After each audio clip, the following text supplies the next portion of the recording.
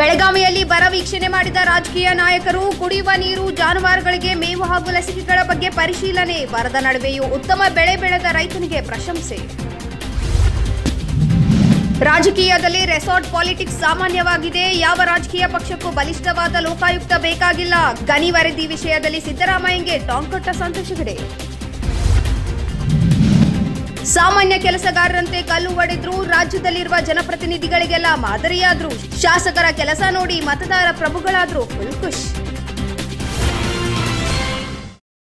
S9 ಟಿವಿಗೆ ಸ್ವಾಗತ. ನಾನು ವಿದ್ಯಾಶ್ರೀ. ಎಸ್ಟಿ ಸೋಮಶೇಖರ್ ಮಾಜಿ ಸಿಎಂ ಸಿದ್ದರಾಮಯ್ಯನವರ ಬಗ್ಗೆ ಮಾತನಾಡಿದ ವಿಚಾರಕ್ಕೆ ಸಂಬಂಧಿಸಿದಂತೆ ಸಚಿವ ಆರ್.ಬಿ. ತಿಮ್ಮಾಪುರ್ ಪ್ರತಿಕ್ರಿಯಿಸಿದ್ದು, ಸೋಮಶೇಖರ್ ಅವರು ಕ್ಷಮೆ ಕೇಳಿದ್ದಾರೆ. ಈ ವಿಚಾರವನ್ನು ಇಷ್ಟಕ್ಕೆ ಬಿಟ್ಟು ಬಿಡಿ ಎಂದು ಹೇಳಿದರು. ಧಾರವಾಡದಲ್ಲಿ ಮಾಧ್ಯಮದೊಂದಿಗೆ ಮಾತನಾಡಿದ ಸಚಿವ ಆರ್.ಬಿ. ತಿಮ್ಮಾಪುರ್, ಸಿದ್ದರಾಮಯ್ಯ ನಮ್ಮ ಶಾಸಕಾಂಗ ಪಕ್ಷದ ನಾಯಕ. ಅವರನ್ನು ನಮ್ಮ ನಾಯಕ ಅಂದರೆ ತಪ್ಪೇನು? ಅಭಿಮಾನದಿಂದ ನಮ್ಮ ಜನರು ಹೇಳುತ್ತಾರೆ. ಹಾಗೆಯೇ ಎಸ್ಟಿ ಸೋಮಶೇಖರ್ ಅವರು ಪ್ರೀತಿಯಿಂದ ಹೇಳಿದ್ದಾರೆ ಅಷ್ಟೇ ಎಂದು ಸೋಮಶೇಖರರ ಪರ ಬ್ಯಾಟಿಂಗ್ ಮಾಡಿದರು. ಅನಂತಕುಮಾರ್ ಹೆಗಡೆ ಅವರ ಹೇಳಿಕೆ ಕುರಿತು ಮಾತನಾಡಿದ ಅವರು, ಕೇಂದ್ರ ಸಚಿವ ಅನಂತಕುಮಾರ್ ನಂತವರು ನಮ್ಮ ದೇಶದ ಸಚಿವರಾಗಿದ್ದು ದುರ್ದೈವ. ಅವರು ಸಚಿವರಾಗಿರುವ ನೋವು ನಮ್ಮನ್ನು ಕಾಡುತ್ತದೆ. ಅವರು ಆ ಹುದ್ದೆಯಲ್ಲಿರಲು ನಾಲಾಯಕೆಂದು ಹರಿಹಾಯ್ದರು. ಅನಂತಕುಮಾರ್ ಹೆಗಡೆ ದೇಶದಲ್ಲಿ ಕೋಮುಗಲಭೆ ಹಬ್ಬಿಸಬೇಕು, ಬೆಂಕಿ ಹಚ್ಚಬೇಕು, ಅದರ ಮೇಲೆ ಅಧಿಕಾರ ಮಾಡಬೇಕು ಎಂಬ ಆಸೆ ಇದೆ. ಇದನ್ನ ಬಿಟ್ಟರೆ ಯಾವುದೇ ಅಭಿವೃದ್ಧಿ ಪರವಾಗಿಲ್ಲ. ಇಂಥವರು ಮೋದಿಯವರ ಸರ್ಕಾರದಲ್ಲಿ ಮಂತ್ರಿಯಾಗಿದ್ದಾರೆ ಎಂದರೆ ಎಷ್ಟರ ಮಟ್ಟಿಗೆ ಅಚ್ಚೆ ದಿನ ಬರುತ್ತದೆ ಎಂದು ವ್ಯಂಗ್ಯವಾಡಿದರು. ಹೌದು, ನಾನು ನಿಮ್ಮ ಟಿವಿಯಾಗ ನೋಡಿದೆ, ಇವತ್ತು ಪೇಪರ್ದಾಗ ನೋಡಿದೆ. ಸಾಹೇಬ್ ಜೋಡಿ ಮಾತಾಡ್ತೀನಿ. ಹೇಳಿದಲ್ಲ ಸೋಮಶೇಖರ್ ಇಲ್ಲ ತಪ್ಪಾಗಿದೆ, ಅದು ಅವ್ರೇನೋ ನಮ್ಮ ಭಾವನೆ ಮನಸ್ಸಿಗೆ ನೋವಾಗಿದ್ರೆ ಕ್ಷಮೆ ಕೇಳಿದ್ದಾರೆ. ಪೂರ್ಣ ವಿರಾಮ ಆಯ್ತಲ್ಲ. ಇಲ್ಲ ನೀವು ಆ ಸುಮ್ಮನೆ ಅದನ್ನೆಲ್ಲೋ ನೀವು ಪರಿಕಲ್ಪನೆ ಬೇರೆ ತಿಳ್ಕೊಂಡು ಹಂಗಿಲ್ಲ ಅವ್ರದ್ದು. ಇಲ್ಲ ಹಂಗಿಲ್ಲ ನೋಡಿ, ಸೋಮಶೇಖರ್ ಅವರೇನೋ ಮಾತಿಗೆ ಸ್ವಲ್ಪ ನೋವು ಮಾಡ್ಕೊಂಡಿದ್ರು. ಅವ್ರು ಇಮಿಡಿಯೇಟ್ ಕ್ಷಮೆ ಕೇಳಿದ್ದಾರೆ. ಅದು ಪೂರ್ಣ ವಿರಾಮ ಆಗಿದೆ. ಅದನ್ನು ಯಾಕೆ ನೀವು ಮುಂದುವರಿಸ್ತೀರೋ ನನಗೆ ಅರ್ಥ ಆಗ್ತದೆ. ಸಿದ್ದರಾಮಯ್ಯ ನಮ್ಮ ಪಕ್ಷದಲ್ಲಿ ಒಬ್ಬ ನಾಯಕ, ಗೌರವದಿಂದ ಒಬ್ಬರು ನಮ್ಮ ನಾಯಕರು ಸಿದ್ದರಾಮಯ್ಯ ನಮ್ಮ CM ಇದ್ದಂಗೆ ಅಂದರೆ ಏನು ತಪ್ಪಾಯ್ತು? ನಾವು ಹೌದು, ಸಿದ್ದರಾಮಯ್ಯ ನಮ್ಮ ಶಾಸಕಾಂಗ ಪಕ್ಷದ ನಾಯಕ, ನಮ್ಮ ನಾಯಕ. ಶಾಸಕಾಂಗ ಪಕ್ಷದ ನಾಯಕ ನಮ್ಮ ಪಕ್ಷದಲ್ಲಿ ಪ್ರಶ್ನೆ ಇಲ್ಲ. ಹೌದ್ರಿ, ನಮ್ಮ ಪಕ್ಷದಲ್ಲಿ ಶಾಸಕಾಂಗದ ಪಕ್ಷದನೇ ನಮ್ಮ ನಾಯಕ, ಅದರಲ್ಲಿ ಏನು ತಪ್ಪು? ಅಭಿಮಾನದಿಂದ ನಮ್ಮ ದೇಶದ ಪ್ರಧಾನಿ ಮಕ್ಕಳ ಆಡಳಿತ, ನನ್ನ ಮಗನ ಕಲೆಕ್ಟರ್ ಹತ್ತಾರೆ, ಮಾಮಲೆದಾರ್ ಹತ್ತಾರೆ, ನನ್ನ ಮಗ ಬಾಂಬೆ ಹತ್ತಾರೆ. ಪ್ರೀತಿಗೆ ಮಾತಾಡಿದ್ಕೆಲ್ಲ ಯಾಕೆ ಗಮನ ನಡೆಸ್ತಾರೆ? ಅನಂತಕುಮಾರ್ ಹೆಗಡೆ ಅಂತವ್ರು ಈ ರಾಜ್ಯದಲ್ಲಿ ಕೇಂದ್ರ ಸಚಿವರಾಗಲ್ಲ. ಇದು ರಾಜ್ಯದ ದುರ್ದೈವ, ಈ ದೇಶದ ದುರ್ದೈವ. ಇಂಥವ್ರು ಈ ರಾಜ್ಯದಲ್ಲಿ ಕೇಂದ್ರ ಸಚಿವರು ಆಗ್ತಾರಲ್ಲ ಅಂತಕ್ಕಂಥ ನೋವು ನಮ್ಮೆಲ್ಲರೂ. ನಾವೆಲ್ಲ ಕರೆಕ್ಟ್. ಯಾರು? ಅನಂತಕುಮಾರ್ ಹೆಗಡೆ ಅವರು ಆ ಪೋಸ್ಟ್ನಲ್ಲಿ ಇರೋಕ್ಕೆ ನಾಲಾಯಕ, ಅವ್ನು ಇರಬಾರ್ದು. ಸಂವಿಧಾನಬದ್ಧವಾಗಿ ನಾವು ಪ್ರಮಾಣ ವಚನ ಸ್ವೀಕಾರ ಮಾಡ್ತೀವಿ. ಸಂವಿಧಾನ ಬಗ್ಗೆ ಮಾತನಾಡ್ತಕ್ಕಂಥದ್ದು ದುರದೃಷ್ಟಕರ. ಈ ದೇಶ ನಾವು ಪ್ರಮಾಣ ವಚನ ಮಾಡೋ ಹೊತ್ತಿನಾಗ ಸಂವಿಧಾನಬದ್ಧವಾಗಿ ನಡ್ಕೋತಾನೆ ಅಂತ ಹೇಳಿದ್ದಾನೆ. ಅದ್ರ ಬಗ್ಗೆ ಅಪಪ್ರಚಾರ ಮಾಡ್ತಾರೆ. ಅವನ್ನೆಲ್ಲ ಇಟ್ಕೊಂಡಂಥ ಈ ಮೋದಿ ಸಾಹೇಬ್ರಿಗೆ ನಮಗೆ ನೋವು ಅನ್ನಿಸ್ತಾ ಇದೆ.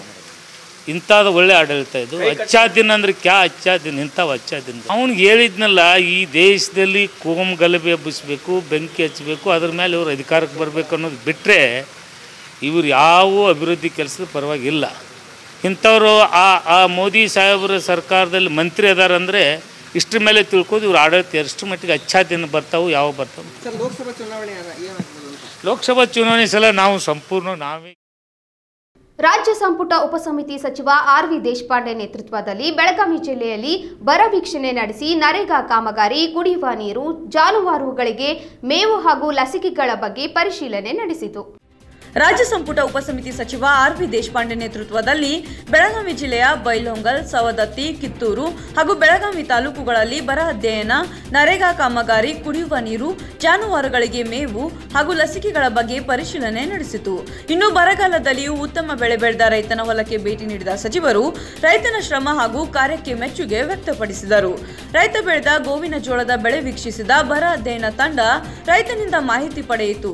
ಈ ವೇಳೆ ಸಚಿವ ಆರ್.ವಿ. ದೇಶಪಾಂಡೆ, ಸಂಸದ ಸುರೇಶ್ ಅಂಗಡಿ, ಶಾಸಕ Mahantesh ದೊಡ್ಡಗೌಡ್ರ, RCPA ಮೇಘಣ್ಣವರ್, DC SP Bommanahalli ಸೇರಿದಂತೆ ಇತರ ಅಧಿಕಾರಿಗಳು ಉಪಸ್ಥಿತರಿದ್ದರು.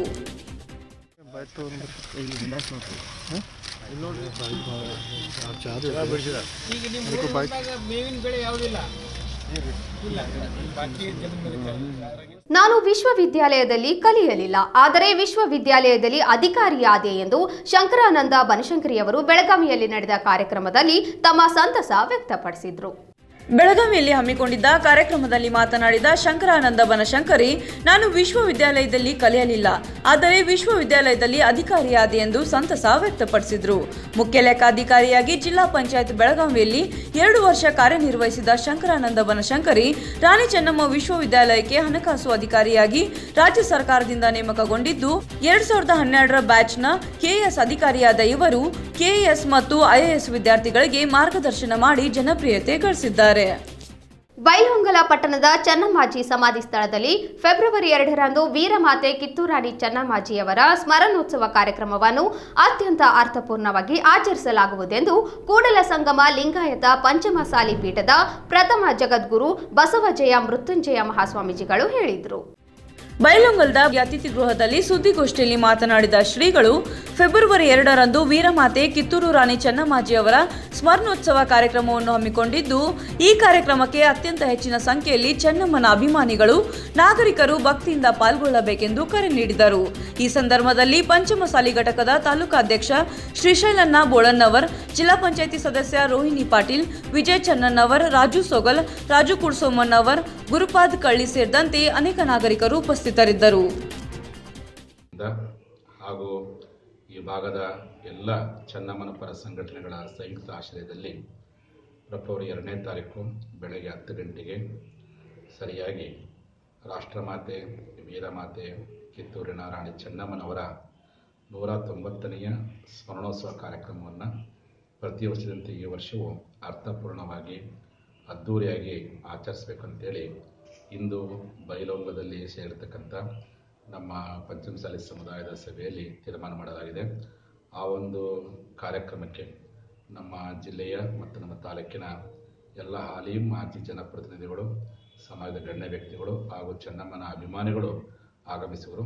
ಆ ಕಾರಣಕ್ಕಾಗಿ ಈ ಒಂದು ಮಾಧ್ಯಮದ ಮೂಲಕವಾಗಿ ಇಡೀ ನಮ್ಮ ಕಿತ್ತೂರು ನಾಡಿನ ಸಮಾಜ ಬಾಂಧವರಿಗೂ ಮತ್ತು ಸರ್ವ ಜನಾಂಗದವರಿಗೂ ಮನವಿ ಮಾಡ್ಕೊಳ್ಳೋದೇನೆಂದರೆ, ಎಲ್ಲರ ಸ್ಮರಣೋತ್ಸವವನ್ನು ಯಾವ ರೀತಿಯಾಗಿ ಭಕ್ತಿಯಿಂದ ಆಚರಣೆ ಮಾಡ್ತೀರಿ, ಈ ದೇಶಕ್ಕೆ ಸ್ವಾತಂತ್ರ್ಯ ಕೊಟ್ಟ ಈ ಬೈಲಹೊಂಗಲವನ್ನು ಪಾವನ ಮಾಡಿದ ರಾಷ್ಟ್ರಮಾತೆ ರಾಣಿ ಚೆನ್ನಮ್ಮನವರ ಸ್ಮರಣೋತ್ಸವ ಕಾರ್ಯಕ್ರಮಕ್ಕೂ ತಾವೆಲ್ಲ ಭಕ್ತಿಯಿಂದ ಆಗಮಿಸಿದ ಮೂಲಕವಾಗಿ ತಾವೆಲ್ಲ ಯಶಸ್ವಿಯಾಗಿ ನೆರವೇರಿಸಿಕೊಡಬೇಕು ಅಂತೇಳಿ ಈ ಮಾಧ್ಯಮದ ಮೂಲಕವಾಗಿ ಸರ್ವರಲ್ಲಿ ಮನವಿ ಮಾಡಿಕೊಳ್ತೀವಿ. ಇವತ್ತು ಬೆಳಗಾವಿ ಜಿಲ್ಲೆಯ ಗೋಕಾಕ್ ತಾಲೂಕಿನ ಸರ್ಕಾರಿ ಕನ್ನಡ ಗಂಡು ಮಕ್ಕಳ ಶಾಲೆಯಲ್ಲಿ ಸಮೂಹ ಸಂಪನ್ಮೂಲ ಕೇಂದ್ರದ ಉದ್ಘಾಟನೆ ಮತ್ತು ಆತ್ಮ ಸಮಾಲೋಚನೆ ಕಾರ್ಯಕ್ರಮ ಅದ್ದೂರಿಯಾಗಿ ಜರುಗಿತು.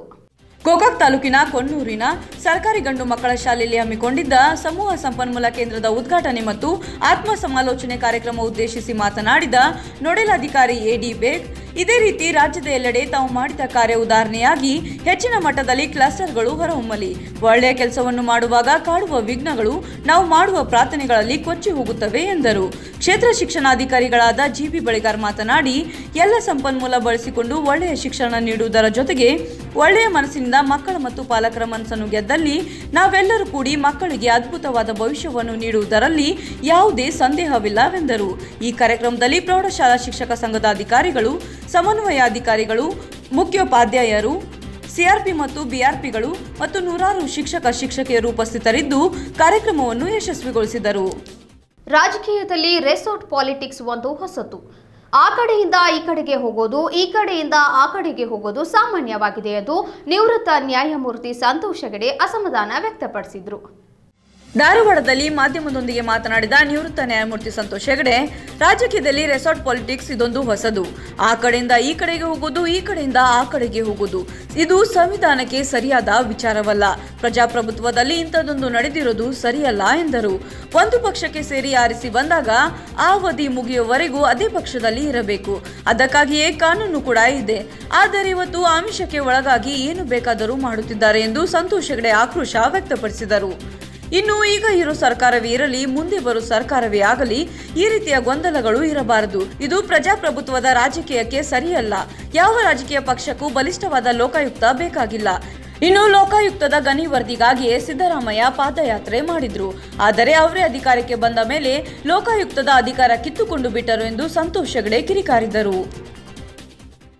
ನೋಡ್ರಿ, ರಾಜಕೀಯದಲ್ಲಿ ಇದೊಂದು ಇವಾಗ ಹೊಸತ್ತಿದು, ರಿಸಾರ್ಟ್ ಪಾಲಿಟಿಕ್ಸು, ಆ ಕಡೆಯಿಂದ ಈ ಕಡೆ ಹೋಗೋದು, ಆಯಾರಾಮ್ಸು ಗಯಾರಾಮ್ಸು ಅಲ್ಲದೆ ಇದು ಸಂವಿಧಾನಕ್ಕೆ ಸರಿಯಾದ ವಿಚಾರ ಅಲ್ಲ. ಒಂದು ಪ್ರಜಾಪ್ರಭುತ್ವದಲ್ಲಿ ಇಂಥ ನಡತೆಗಳು ಸರಿಯಲ್ಲ ಅಂತ ನಾನು ತಿಳ್ಕೊಂಡಿದ್ದೇನೆ. ಒಂದು ಪಕ್ಷಕ್ಕೆ ಸೇರಿ ನೀವು ಬರ್ತೀರಾ, ಆ ಒಂದು ಟರ್ಮ್ ಮುಗಿಯುವವರೆಗೆ ಅದೇ ಪಕ್ಷದಲ್ಲಿ ಇರೋದು ಸಾಧ್ಯತೆ. ಅದಕ್ಕಾಗಿ ಕಾನೂನುಗಳು ಆ್ಯಂಟಿ ಡಿಫೆಕ್ಷನ್ ಲಾ ಅಂತ ಇದೆ. ಆದರೆ ಇವತ್ತು ಅಮಿಷಕ್ಕೆ ಒಡ್ಡಾಗಿ ಏನು ಬೇಕಾದರೂ ಮಾಡ್ತಾರೆ. ನನ್ನ ಅನಿಸಿಕೆಯಲ್ಲಿ ಯಾವುದೇ ಆದ ಒಂದು ಸ್ಥಿರ ಸರ್ಕಾರ ಬೇಕು. ಇವತ್ತಿದ್ದೇ ಇರಲಿ, ಇನ್ನೊಂದು ಬರೋದೇ ಇರಲಿ, ಚುನಾವಣೆ ಬೇಕಾದರೆ ಆಗಲಿ. ಈ ರೀತಿ ಗೊಂದಲಗಳು ಇರಬಾರ್ದು. ಇದು ಪ್ರಜಾಪ್ರಭುತ್ವದ ರಾಜಕೀಯಕ್ಕೆ ಸರಿಯಲ್ಲ ಅಂತ ನಾನು ತಿಳ್ಕೊಂಡಿದ್ದೇನೆ. ಯಾವ ರಾಜಕೀಯ ಪಕ್ಷಕ್ಕೂ ಕೂಡ ಒಂದು ಬಲಿಷ್ಠವಾದ ಲೋಕಾಯುಕ್ತ ಸಂಸ್ಥೆ ಬೇಡ. ವಿಪರ್ಯಾಸ ಏನಂದರೆ 2013ರಲ್ಲಿ ಸಿದ್ದರಾಮಯ್ಯನವರು ವಿರೋಧ ಪಕ್ಷದ ನಾಯಕರಾಗಿದ್ದರು.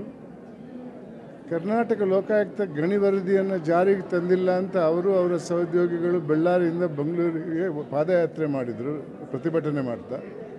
2014ರಲ್ಲಿ ಅವರ ಮುಖ್ಯಮಂತ್ರಿ ಆಗ್ತಾರೆ. ಮೊದಲನೇ ಪ್ರಯತ್ನ ಅವ್ರು ಮಾಡಿದ್ದು ಲೋಕಾಯುಕ್ತಕ್ಕೆ ಇದ್ದಂಥ 2 ಅಧಿಕಾರದಲ್ಲಿ ಒಂದು ಅಧಿಕಾರವನ್ನು ಕಿತ್ಕೊಳ್ಳುವುದು. ಅದು ಗ್ರೀವೆನ್ಸ್ ರಿಡ್ರೆಸಲ್ ಅಂತೇವೆ. ಆಡಳಿತದಿಂದ ಜನರಿಗಾಗುವಂಥ ಅನ್ಯಾಯಕ್ಕೆ ಪರಿಹಾರ ಕೊಡಿಸುವಂಥ ಅಧಿಕಾರವನ್ನು ವಾಪಸ್ ಪಡೆಯೋ ಪ್ರಯತ್ನ ಮಾಡಿದರು. ಅದು ಬಹಿರಂಗವಾಯಿತು. ನಾನು ಒಂದು ಅಂಕಣ ಬರೆದಿದ್ದೆ, ನಾಟಕ ಯಾಕೆ ಮುಚ್ಚಿಬಿಡಿ ಅಂತ. ಅದನ್ನು ಕೈ ಬಿಟ್ಟರು. 2016ರಲ್ಲಿ ಯಾವುದೇ ಒಂದು ಚರ್ಚೆ ನಡೆಯದೆ, ಸದನದಲ್ಲಿ ಕೂಡ ಚರ್ಚೆ ನಡೆಯದೆ, ಯಾವುದೇ ಒಂದು ಕಾನೂನು ತರದೆ ACBಯನ್ನು ಸೃಷ್ಟಿ ಮಾಡಿದ್ದಾರೆ. ಲೋಕಾಯುಕ್ತಕ್ಕಿದ್ದಂಥ ಭ್ರಷ್ಟಾಚಾರದ ವಿರುದ್ಧ ಹೋರಾಟ ಮಾಡುವ ಅಧಿಕಾರವನ್ನು ಕಿತ್ಕೊಂಡು ಬಿಟ್ಟು ACB ಕೊಟ್ಟಿದ್ದಾರೆ. ಇದು ವಾಸ್ತವಿಕ ಸ್ಥಿತಿ. ಇತ್ತೀಚೆಗೆ ನಡೆದಂಥ ಚುನಾವಣೆಯ ಪ್ರಣಾಳಿಕೆಯಲ್ಲಿ ಕಾಂಗ್ರೆಸ್ ಪಕ್ಷದವರು ಹೇಳ್ತಾರೆ, ನಮ್ಮನ್ನು ಚುನಾಯಿಸಿದರೆ ನಿಮಗೆ ಬಲಿಷ್ಠವಾದ ಲೋಕಾಯುಕ್ತ ಸಂಸ್ಥೆ ಕೊಡ್ತೇನೆ ಅಂತಾರೆ. ಏನಿದು? ಮತದಾರರನ್ನು ಮಂಗನಾಗಿ ಮಾಡೋದಂತ ನನಗೆ ಅನಿಸ್ತಾ ಇದೆ. ಅದೇ ರೀತಿ JDSನವರು ಹೇಳಿದ್ದಾರೆ, ಏನಂದರೆ ನಮ್ಮನ್ನು ಅಧಿಕಾರಕ್ಕೆ ತಂದರೆ ACBಯನ್ನು ಬರ್ಖಾಸ್ ಮಾಡ್ತೇವೆ ಅಂತ ಹೇಳಿದ್ದಾರೆ. 8 ತಿಂಗಳಾಯಿತು, ಏನೂ ಆಗಿಲ್ಲ. ಇದೇನು ಸಂದೇಶ ಕಳಿಸ್ತಾ ಇದೆ ಅಂದರೆ, ಯಾವ ರಾಜಕೀಯ ಪಕ್ಷಕ್ಕೂ ಕೂಡ ಬಲಿಷ್ಠವಾದ ಲೋಕಾಯುಕ್ತ ಸಂಸ್ಥೆ ಬೇಡ. ಆದರೆ ಅದನ್ನು ಮುಚ್ಚಿ ಹಾಕುವ ಧೈರ್ಯ ಒಬ್ಬರಿಗೂ ಇಲ್ಲ. ಯಾಕಂದರೆ ಜನರಿಗೆ ಅದರ ಮೇಲೆ ಅಷ್ಟೊಂದು ಪ್ರೀತಿ ಇದೆ. ಅದನ್ನು ಮುಚ್ಚಿ ಹಾಕುವ ಧೈರ್ಯ ಯಾರಿಗೂ ಇಲ್ಲ. ಇದು ಇವತ್ತಿನ ವಾಸ್ತವಿಕ ಸ್ಥಿತಿ. ಸಂತ ಶ್ರೇಷ್ಠ ಸ್ವಾಮಿ ವಿವೇಕಾನಂದರು ತಂಗಿದ್ದ ಬೆಳಗಾವಿಯ ರಿಸಾಲ್ದಾರ್ ಗಲಿಯ ಐತಿಹಾಸಿಕ ಸ್ಮಾರಕ ಕಟ್ಟಡದ ಜೀರ್ಣೋದ್ಧಾರ ಪೂರ್ಣಗೊಂಡಿದ್ದು ಫೆಬ್ರವರಿ 1ರಂದು ಉದ್ಘಾಟನೆಯಾಗಲಿದೆ. ಸ್ವಾಮಿ ವಿವೇಕಾನಂದರು ಬೆಳಗಾವಿಯಲ್ಲಿ ತಂಗಿದ ಸ್ಮರಣೆಗಾಗಿ ಕಟ್ಟಡ ನವೀಕರಣ ಮತ್ತು ಕಾರ್ಯಕ್ರಮಗಳ ಆಯೋಜನೆ ಮೂಲಕ ರಾಮಕೃಷ್ಣ ಆಶ್ರಮ ವಿವೇಕಾನಂದರ ವಿಚಾರಗಳ ಸ್ಮೃತಿ ತೆರೆದಿಡುವ ಸಂಕಲ್ಪಕ್ಕೆ ಅಣಿಯಾಗಿದ್ದು, ಕಳೆದ 2 ವರ್ಷಗಳಿಂದ ಸೂಕ್ಷ್ಮ ಕುಸುರಿ ಕೆಲಸ ಮೂಲಕ ಹಳೆಯ ಕಟ್ಟಡ ಭಾಗವನ್ನು ಮೂಲ ಸ್ವರೂಪಕ್ಕೆ ಧಕ್ಕೆ ಬಾರದಂತೆ ಮೂಲಾಗ್ರಹ ಬದಲಾವಣೆ ಮಾಡಲಾಗಿದ್ದು ನಾಗರಿಕರ ಗಮನ ಸೆಳೆದಿದೆ. ಫೆಬ್ರವರಿ 1ರಿಂದ 3 ದಿನ ವಿವಿಧ ಸಾಂಸ್ಕೃತಿಕ ಧಾರ್ಮಿಕ ಕಾರ್ಯಕ್ರಮಗಳು ನಡೆಯಲಿವೆ. ಮುಖ್ಯಮಂತ್ರಿ HD ಕುಮಾರಸ್ವಾಮಿ ಐತಿಹಾಸಿಕ ಕಟ್ಟಡದ ಉದ್ಘಾಟನೆ ನೆರವೇರಿಸಲಿದ್ದಾರೆ. ರೆಸಾರ್ಟ್ ರಾಜಕೀಯದಲ್ಲಿ ಜನಪ್ರತಿನಿಧಿಗಳು ಬ್ಯುಸಿಯಾಗಿರೋ ಟೈಮ್ನಲ್ಲಿ ಸಾಮಾನ್ಯ ಕೆಲಸಗಾರರಂತೆ ಕಲ್ಲು ಒಡೆದು ಶಾಸಕರೊಬ್ಬರೀಗ ಎಲ್ಲರಿಗೂ ಮಾದರಿಯಾಗುವಂತೆ ಸೋಷಿಯಲ್ ಮೀಡಿಯಾದಲ್ಲಿ ಮಿಂಚುತ್ತಿದ್ದಾರೆ. ಕುಡ್ಚಿ ಶಾಸಕ P. ರಾಜೀವ್ ತನ್ನ ಕ್ಷೇತ್ರದಲ್ಲಿ ರಸ್ತೆ ಕಾಮಗಾರಿ ವೀಕ್ಷಣೆ ಮಾಡುತ್ತಿದ್ದ ವೇಳೆ ತಾವೇ ಸುತ್ತಿಗೆಯನ್ನು ತೆಗೆದುಕೊಂಡು ರಸ್ತೆಯ ಮೇಲಿರುವ ಕಲ್ಲನ್ನು ಪುಡಿ ಮಾಡಿದರು. ಒಬ್ಬ ಸಾಮಾನ್ಯ ಕೂಲಿಕಾರನಂತೆ ಕೆಲಸ ಮಾಡಿದ ಶಾಸಕ P. ರಾಜೀವ್ ನಮ್ಮ ರಾಜ್ಯದ ಇತರ ಶಾಸಕರಿಗೂ ಮಾದರಿಯಾಗಿದ್ದಾರೆ.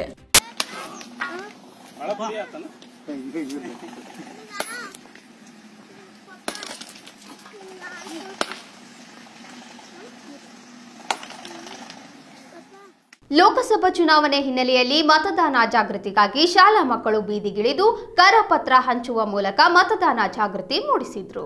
ಬಾಗಲಕೋಟೆ ಜಿಲ್ಲೆಯ ರಬಕವಿ ಬನಾಟಿ ತಾಲೂಕಿನ ಸಸಾಲಟ್ಟಿ ಗ್ರಾಮದ ಜ್ಞಾನಯೋಗಿ ಸಿದ್ದೇಶ್ವರ ಸಂಸ್ಥೆಯ ಪದವಿ ಪೂರ್ವ ಕಾಲೇಜು ಹಾಗೂ ಗ್ರಾಮ ಪಂಚಾಯಿತಿ ಸಹಯೋಗದಲ್ಲಿ ಮತದಾನ ಜಾಗೃತಿ ಅಭಿಯಾನ ಹಮ್ಮಿಕೊಳ್ಳಲಾಗಿತ್ತು. ಮಕ್ಕಳು ಗ್ರಾಮದ ಪ್ರಮುಖ ಬೀದಿಗಳಲ್ಲಿ ಮತದಾನ ಜಾಗೃತಿ ನಡೆಸಿ ಮನೆ ಮನೆಗೆ ತೆರಳಿ ಕರಪತ್ರಗಳನ್ನು ನೀಡುವುದರ ಮೂಲಕ ಮತದಾನ ಜಾಗೃತಿ ಮೂಡಿಸಿದರು.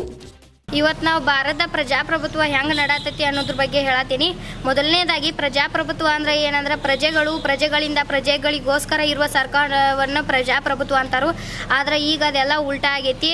ನಮ್ಮನ್ನ ಆಳು ನಾಯಕರು ನಮ್ಮ ಹತ್ರ ಬಂದು ನಾಳೆ ಇಲೆಕ್ಷನ್ ಇತ್ತು, ಇವತ್ತು ನಂತರ ಚೋಡ ಚುನ್ಮುರಿ ಇದನ್ನ ಏನಾರು ತೊಗೊಂಬಂದ ಪರ್ಸಾ ಚೀಟಿಯನ್ನು ತೊಗೊಂಬಂದ ಆಣಿ ಮಾಡಿಸ್ತಾರೆ ಕೆಲವು ನಾಯಕರು. ಹಾಗಂತ ಹೇಳಿ ನಾವು ಅವ್ರಿಗೆ ವೋಟ್ ಹಾಕ್ತೀವಿ. ಆದ್ರೆ ಮುಂದೊಂದು ದಿನ ನಾವು ಅವ್ರಿಗೆ ಫೋನ್ ಮಾಡಿ ನಮಗೆ ಹಿಂಗೆ ಬೇಕಾಗೈತಿ, ಹಿಂಗೆ ಮಾಡಿಕೊಡು ಅಂದ್ರೆ ಅವ್ರು ನಮ್ಮ ಫೋನನ್ನು ಎತ್ತುವುದಿಲ್ಲ. ಆದ್ದರಿಂದ ಎಲ್ಲರೂ ರೊಕ್ಕ ಇಸ್ಕೊಂಡು ಅಥವಾ ಅವ್ರು ಏನೋ ಕೊಡಕ್ಕೆ ಬಂದರು ಅದನ್ನ ಏನೂ ಇಸ್ಕೊಂಡು ಓಟ್ ಹಾಕಕ್ಕೆ ಹೋಗ್ಬೇಡ್ರಿ. ಹಂಗೆ ಓಟ್ ಹಾಕಿರಂದ್ರೆ ನಿಮ್ಮನ್ನು ನೀವು ಮಾರ್ಕೊಂಡಂಗೆ. ಎಲ್ಲರಿಗೂ ಏನು ಮನವಿ ಅಂದ್ರೆ ನೀವು ಒಂದು ಕಾಯಿಪಲ್ಲೆ ತೊಗೊಳಕ್ಕೆ ಆದ್ರೂ ಇದು ಹೆಂಗತಿ ಹಾದು ಹೆಂಗತಿ 108 ಸಲ ಚೌಕಾಶಿ ಮಾಡಿ ತೊಗೊಂಬರ್ತೀರಿ. ಅದೇ ರೀತಿ ನಮ್ಮನ್ನು 5 ವರ್ಷಗಳ ಕಾಲ ಆಳುವಂಥ ಒಬ್ಬ ಪ್ರಜೆ ಹೆಂಗದಾನು ಅನ್ನೋದನ್ನು ಒಂದು ನಿಮಿಷ ಕೂತು ಯೋಚನೆ ಮಾಡಿ ಆಮೇಲೆ ಅವನಿಗೆ ಓಟ್ ಹಾಕಿ. ಅದು ಮೊದಲ ಬಾರಿಗೆ ಬೆಳಗಾವಿ ಜಿಲ್ಲೆಯಲ್ಲಿ ಹೊಸ ಗ್ರಾಮ ಪಂಚಾಯಿತಿಯಾಗಿ ಆರಂಭವಾಯಿತು. ಗ್ರಾಮ ಪಂಚಾಯಿತಿಯಲ್ಲಿ ಅವಿರೋಧವಾಗಿ 7 ಜನ ಸದಸ್ಯರನ್ನ ಆಯ್ಕೆ ಮಾಡಿದ ಹೆಗ್ಗಳಿಕೆ ಈ ಗ್ರಾಮ ಪಂಚಾಯಿತಿಗೆ ಇದ್ರೂ ಗ್ರಾಮ ಸಭೆಯನ್ನು ಮಾತ್ರ ನಾಮಕವಾಸ್ತಿಗೆ ನಡೆಸುತ್ತಿದ್ದು ವಿಪರ್ಯಾಸವಾಗಿದೆ. ಬೆಳಗಾವಿ ಜಿಲ್ಲೆಯ ಕುಕ್ಕಡೋಳಿಗೆ ಹೊಸದಾಗಿ ಗ್ರಾಮ ಪಂಚಾಯಿತಿ ಆಗಿ ಬರೋಬ್ಬರಿ 4 ವರ್ಷ ಕಳೆದ್ರೂ ಅಭಿವೃದ್ಧಿ ಮಾತ್ರ ಅಷ್ಟಕ್ಕಷ್ಟೇ. ಈ ಗ್ರಾಮ ಪಂಚಾಯಿತಿಗೆ ಅವಿರೋಧವಾಗಿ 7 ಜನ ಪುರುಷ ಮತ್ತು ಮಹಿಳಾ ಸದಸ್ಯರ ಆಯ್ಕೆ ಮಾಡಲಾಗಿದೆ. ಆದರೆ ಗ್ರಾಮದ ಅಭಿವೃದ್ಧಿಗಾಗಿ ನಡೆಸುವ ಗ್ರಾಮ ಸಭೆ ಮಾತ್ರ ಕಾಟಾಚಾರಕ್ಕೆ ಎಂಬಂತೆ ನಡೆಸುತ್ತಿರುವುದು ವಿಪರ್ಯಾಸವಾಗಿದೆ. ಇದು ಈ ಕ್ಷಣದ ಸುದ್ದಿ. ಹೆಚ್ಚಿನ ಸುದ್ದಿಗಾಗಿ ನೋಡ್ತಾ ಇರಿ S9 TV. ಸುದ್ದಿ ನಿಮ್ಮಿಂದ, ಸದ್ದು ನಮ್ಮಿಂದ.